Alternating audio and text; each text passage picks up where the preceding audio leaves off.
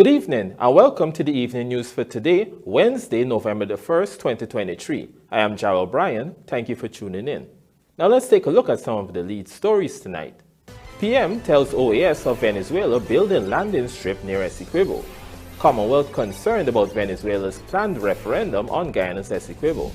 No space for world leaders who preside over slaughtering of innocent people, President Ali.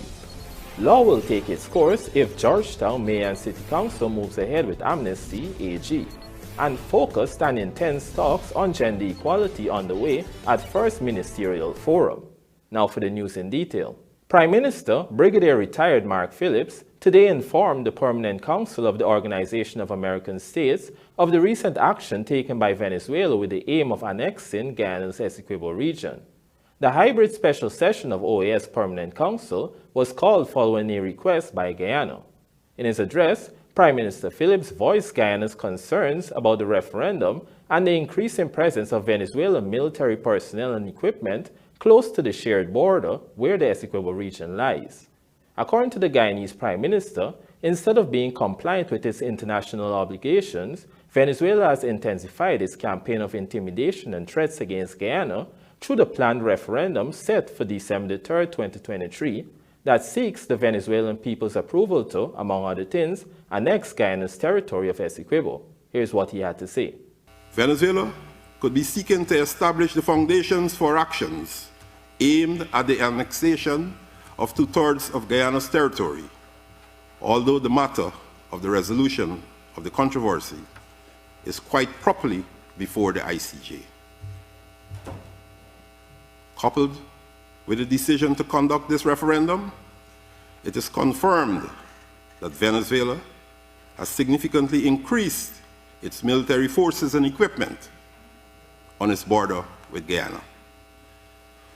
While the position of the government of Venezuela, which was communicated to Guyana, is that the security forces have been mobilized on the border to curb illegal mining, there have also been reports of the Venezuelan military building a landing strip in a zone near to the Essequibo region. No explanation about the airstrip has been provided to the government of Guyana, but it is clear that it is the intention of that state to increase rhetoric on the controversy and drive fear in the Guyanese population along the borders. The government of Guyana is extremely concerned about these recent actions by Venezuela, although all the required modalities are in place to resolve this question of the validity of the award in a peaceful manner in accordance with international law. We brought all these developments to the attention of the international community, particularly our traditional partners, so that they are kept informed of the actions being taken by Venezuela that threatens the economic development of Guyana, its peace and security, as well as those of the region. The advancement of the social and economic well-being of the people of Guyana cannot continue to be held hostage to Venezuela's contention that remains unproven and which she seeks to actualize outside of the acceptable tenets of international law. Guyana sincerely appreciates the consistent support which it has received from CARICOM, countries in our hemisphere, and the wider international community in its strenuous efforts to preserve its sovereignty and territorial integrity. Commonwealth Secretary General Baroness Patricia Scotland has expressed deep concern about Venezuela's planned referendum that seeks to annex Guyana's territory in Essequibo. Here is Vanu Manikchan with the details. In a statement on Wednesday, the Commonwealth added its voice to the mounting support for Guyana against the decision of the Venezuelan National Assembly to undertake a referendum on December 3rd to claim the Essequibo region, which is 2/3 of Guyana's sovereign territory. Secretary General Patricia Scotland said, quote, "The Commonwealth stands with the government and people of Guyana and with our partners in CARICOM in expressing our concern over the questions in the planned referendum." End quote. She added, quote, "And the Commonwealth continues to stand for the rule of law and reaffirms its firm and steadfast support for the maintenance and preservation of the sovereign and territorial integrity of Guyana and the unobstructed exercise of its rights to develop the entirety of its territory for the benefit of its people." End quote. According to the Commonwealth, the 5 questions approved by the Venezuelan National Electoral Council to be included in the referendum undermine Guyana's territorial integrity and sovereignty, and their intent is also contrary to international law. Question 5 proposes the creation of Venezuelan state of Guyana Essequibo and an accelerated plan for giving Venezuelan citizenship and identity cards to the Guyanese population. But the Commonwealth reminded that international law prohibits the seizure and annexation by one country of the territory of another. It said, quote, "The language in these questions contributes to heightened tension and is a threat to peace and stability in a member state of our Commonwealth family and indeed in the wider Caribbean region." End quote. The international body further reminded that at the last meeting of the Commonwealth Ministerial Group on Guyana, held on September 17, 2023, they reaffirmed unwavering support for the judicial process underway before the International Court of Justice to settle the border controversy between the two countries and continues to encourage Venezuela to participate in that process. Only Tuesday, it was revealed that the Guyana government has sought the World Court's intervention to prevent Venezuela from taking actions through its planned referendum to annex Guyana's Essequibo region. Meanwhile, an extraordinary sitting of the National Assembly in Georgetown is set for Friday, where members of parliament from both the government and opposition are expected to denounce the recent actions by Caracas. Reporting for the Evening News, Vanu Manakchand. Calling attention to all the incidents of war and violence around the world, President Dr. Irfan Ali this morning added his voice to the calls for ceasefire, contending that there can be no justification for the slaughter of innocent people. Here's what he had to say on the issue. It will be a great injustice that such a high-level forum is being held, and we don't recognize the single most global crisis that women and children are facing in Palestine, Ukraine, and Haiti. One is in our own region, Haiti. And to understand the prospects that next generations of women in those societies face as a result of this. Just like the war in Ukraine, senseless war, taking so many lives, would have brought hardship on us, and we in this region face the hardship in a disproportionate manner. This one too will bring hardship. We don't know where the prices for fuel will end up. We don't know where this war will end up. At a minimum, at a bare minimum, why can't this world collectively call for a ceasefire? Just at a minimum. Why can't we collectively call for a ceasefire? There is absolutely no justification for terrorism and what it brings to society. There is absolutely no definition for terrorism. No defense. But there is absolutely no space space globally for anyone to be considered a leader who presides over the slaughtering of men and women, of men, women, and children. The system is failing us. And if we don't recognize the system is failing us, then we are in serious problem. Recently, I did an analysis as to the aid over 60 years to Haiti against the aid over 2 years of war in Ukraine and 20 years of hardship in Palestine. I received many calls from around the world. The system is failing us. Not the people in the system. The people in the system are taught to follow the system. But recently I saw a resignation of one person in the system. I think he was the director of human rights from the UN that is making global news. One person in a system decides that he will not be shaped by the system. Lawanda McAllister joins us now to report that the Chambers of the Director of Public Prosecutions has written to the Chancellor of the Judiciary requesting that a specific magistrate or a special court be assigned to preside over the 20-plus electoral fraud charges stemming from the controversial March 2020 elections. Here is more. The Director of Public Prosecutions, I know, have written to the Chancellor of the Judiciary requesting that a magistrate be assigned to deal with the matters. I believe that letter is still with the Chancellor.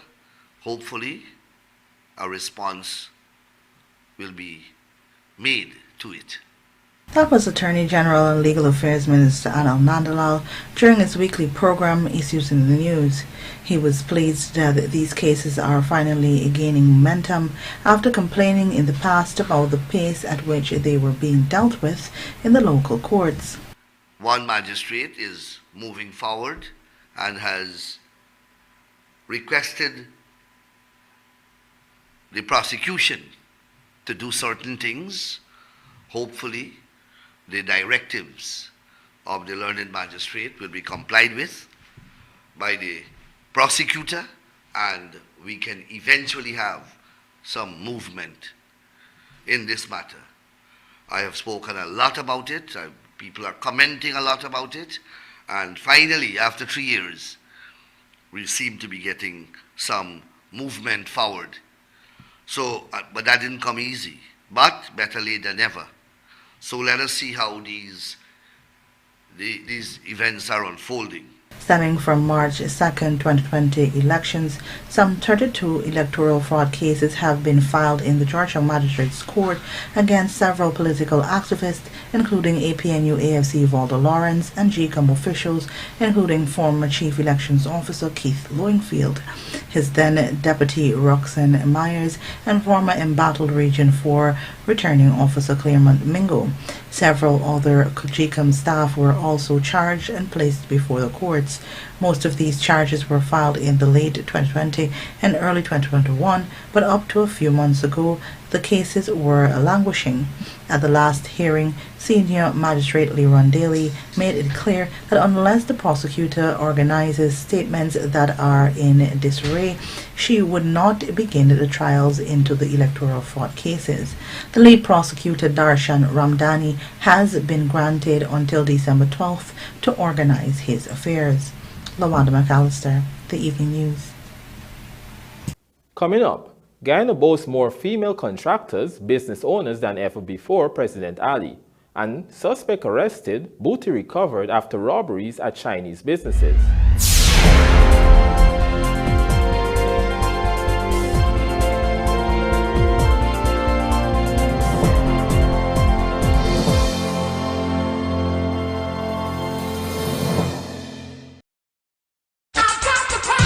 Entrepreneurs, coconut byproducts are in high demand. How can you cater to that demand? By investing in a coconut shredder from Sylvie's. Guaranteed to increase your output, this 110-volt stainless steel machine shreds coconut in seconds, allowing you to also save on labor and time. From the shreds, you can create coconut powder, oil, milk, etc. Order yours now at sylviesonline.com or at our 31 High and Hatfield Street store.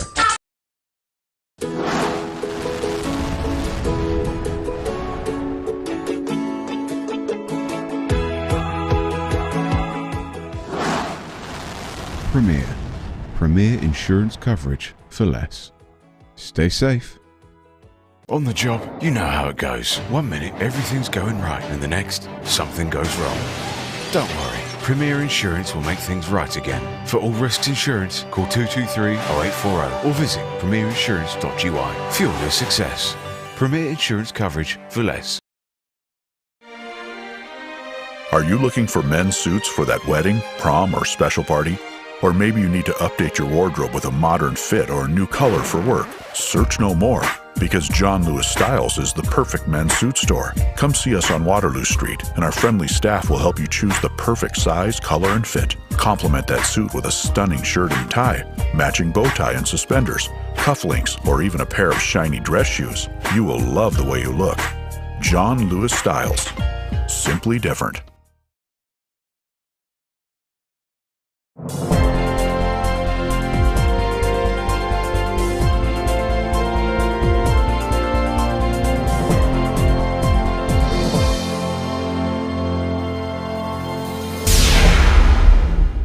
Welcome back. You're watching the Evening News. Attorney General and Legal Affairs Minister Anil Nandalal has warned the Georgetown Mayor and City Council of legal consequences if they were to go ahead with a planned tax amnesty. Find out more in this Vanu Manikchan report.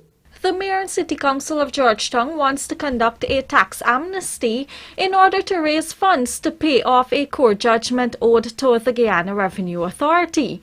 However, Georgetown Mayor Alfred Mentor is accusing central government of attempting to block the amnesty with the aim of bankrupting the City Council, a claim which Attorney General Anil Nandlal has dismissed. The Minister of Local Government, upon the advice of the Attorney General, after learning of the intention to embark upon this amnesty, wrote to the town clerk and requested from the town clerk the basis and the reason for this intended amnesty, and also for the town clerk to refer the minister to the particular financial regulation under which this amnesty is to be executed. According to the Attorney General, those requests made are all requirements of the provisions in the Municipal and District Council Act under which the City Council operates. Nandlal pointed out that while government has no intention to interfere with the autonomy of the M&CC, the body is still bound by law. The minister was not asking for whimsical and arbitrary information. The mayor decides to respond publicly, and in his tirade accused the government of wanting to bankrupt the city. Well, I don't know how that conclusion was arrived at. AG Nandlal went on to remind that all state agencies must be in compliance in accordance with the laws of Guyana, cautioning of legal actions to be taken if the M&CC pursues with the tax amnesty. The City Council is not above the law. In fact, the City Council has their own governing statute. But if he wishes, he can go ahead and violate the law and grant the amnesty, and then the law will have to take its course. because someone will be held responsible for all the monies waived. Reporting for the Evening News, Vanu Manakchand. The Ministry of Human Services and Social Security is hosting a ministerial forum on gender empowerment and equality, where representatives from across the Caribbean region are participating to share their experiences and best practices on the topics at hand. Lawanda McAllister tells us more. The three-day ministerial forum on gender empowerment and equality began on Wednesday. It is titled Shared Experiences Towards Developing Robust National and Regional Models for the 2030 Agenda. The forum features stakeholders from across the Caribbean region, including various ministers from Trinidad and Tobago, St. Vincent and the Grenadines, Grenada, St. Lucia and Belize, among others. Guyana's Ministry of Human Services and Social Security explained that in a region where women's empowerment varies significantly, the country intends to take an integrated approach to address issues relating to gender equality and empowerment. As such, this event will focus on two main pillars: gender-based violence and support for women in the workplace. Addressing the opening ceremony, Minister of Human Services Dr. Vindhya Prasad noted that there are other matters beyond gender-based violence that will be discussed at the forum. We must take a look at the legislative framework. We must also look at financing, gender-responsive financing and budgeting. And we must also look at how we can have sustainable, consistent partnerships, public-private partnerships, international partnerships, so that these can contribute to the end game or the goal and vision of every country as we work towards enabling the achievement of the 2030 Agenda. In fact, she emphasized that these discussions are to be focused and intense, aimed at generating real results. As we meet here today, the intention is to have focused and intense discussions surrounding the concept of gender equality, but not only keeping it as a concept, but ensuring that it is something that not only stops at expression, but something that is lived. It is important for us to live it every day and not let it be something that seems elusive. And as such, the partnership that we have today with all my minister counterparts, with the government of Guyana, and that charge is being led by none other than His Excellency today, who is with us, all of us and the international agencies, we can come to a consensus on what are the low-hanging fruits that we want to achieve, what are the medium and long-term goals, but definitely it should not remain unachievable. It is envisioned that this forum will be a significant step towards creating a more equitable and empowered future for women and include a strong partnership with their male counterparts in the region. Reporting for the Evening News, Lawanda McAllister. As Guyana conducts a ministerial forum on gender empowerment and equality, President Dr. Irfaan revealed the strides being made in Guyana when it comes to empowering women, including the increase in female contractors and business owners. Here are the details. A three-day forum on gender empowerment and equality is being held by the Ministry of Human Services and Social Security at the Marriott Hotel. President Dr. Irfaan, who was the keynote speaker at the event, used the opportunity to apprise attendees of government's efforts to promote gender empowerment. He drew attention to CISPRO Incorporated, the company led by 4 women that was able to raise millions of US dollars and successfully bid for 2 oil blocks. We must not take lightly that 4 women came together and tendered for an oil and were allocated an oil block. First of all, there had to be confidence in the system that allowed 4 women to believe that they could have come together and bid and had an equal opportunity. It does not come in an automatic manner. That's the first point I want to make. There must be a level of confidence in the system that allowed these women to come together and believe they could achieve that. So there's 2 words: confidence and belief. According to the president, it is important for a government to be honest with itself in examining its systems and ascertaining whether it generates confidence.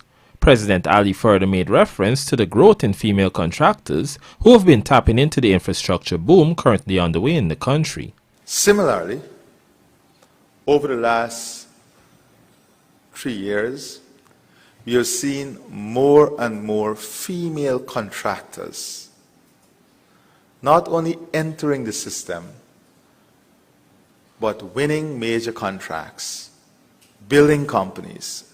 Yesterday I was at the Afri-Exim Bank exhibition, and there were 4 local contractors exhibiting.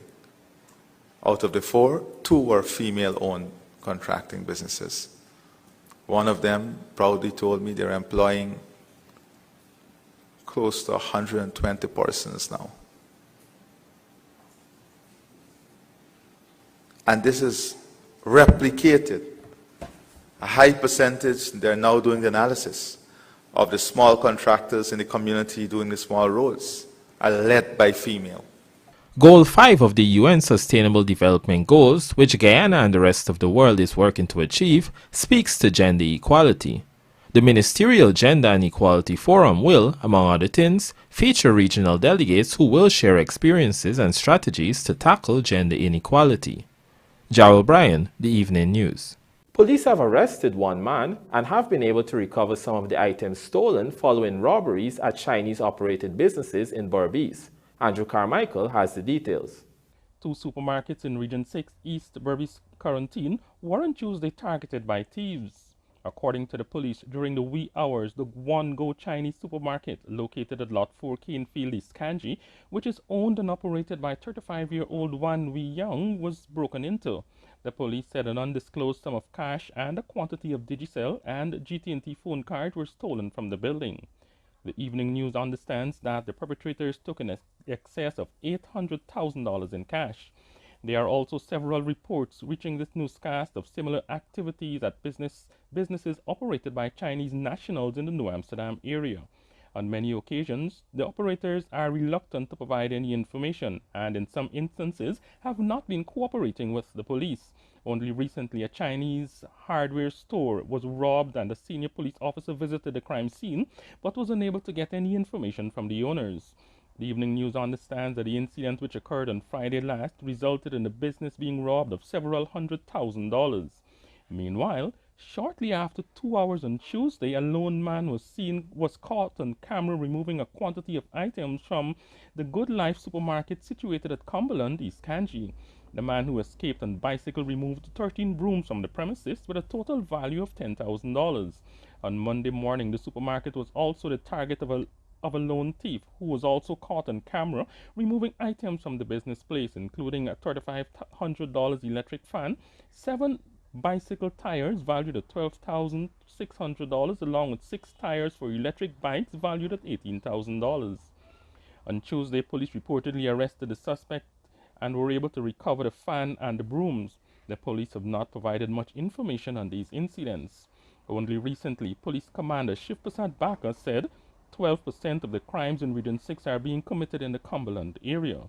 This was notwithstanding the fact that there has been a reduction of serious crimes in the region. For the Evening News, Andrew Carmichael. And now for a look at the bridge reports. The Demerara Harbor Bridge is scheduled to be closed on Thursday, November 2nd at 4 hours for a period of 1.5 hours. Meanwhile, the Berbice River Bridge is scheduled to be closed on Thursday, November 2nd at 7:15 hours for a period of 1.5 hours. Golfers to display talent at 16th Annual McCorp sponsored tourney and journey to a healthier lifestyle 7th Annual Fitness Expo set for this weekend. Details of these stories and more in the Sportscast sponsored by McCorp coming up on the other side of the break.